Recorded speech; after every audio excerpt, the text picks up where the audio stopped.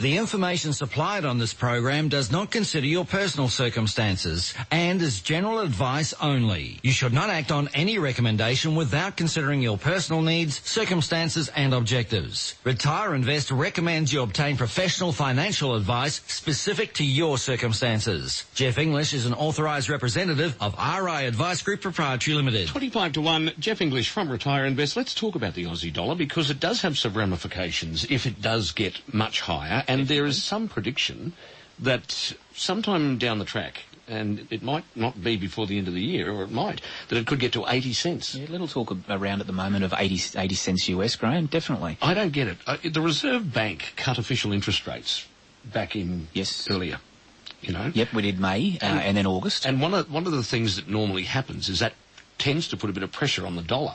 Downward, that it should go down. And that's yet, right. You know, it's now up to 76.8.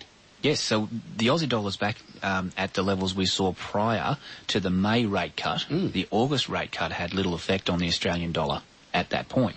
So we started 2016 at just a tick over 72 cents US.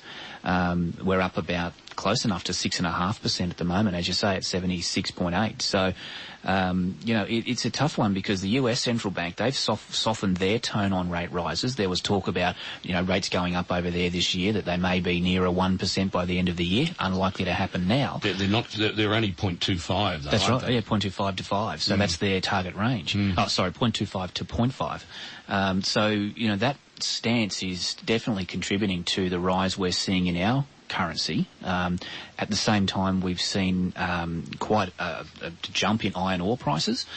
So, you know, resources up often helps Australian dollar strength given the style of our economy still. We've seen a little bit of an improvement in oil prices lately as well. So you look at those two, iron ore 46 US a tonne in February, currently sitting close enough to 60, so about a 30% rise there. Obviously has helped your BHPs, Fortescues, etc. So, you know, there's a combination of things here that could well work towards this 80-cent prediction, possibly by the end of the year. You think about it, oil and iron ore prices potentially improving or even staying reasonably strong as where they are now. US rates may be staying on hold, and if we don't keep dropping rates here, that will all contribute towards that factor. So there is some good and some bad. Well, the good and some bad, if you think about it, I suppose.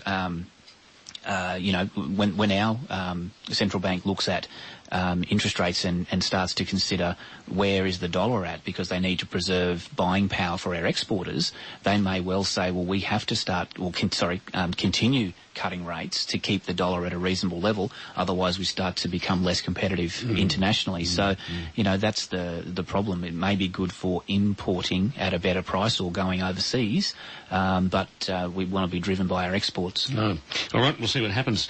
But there is certainly a trend, isn't there, at the moment? Absolutely. We're on the way up there, so it'll be interesting to see how that all sort of plays out. It's very much a moving feast at the moment. Yep, sure is. All right, Jeff English from Retire Invest, thank you for coming in, and also thanks, Steve, for giving us the market update. It's now 22 to 1.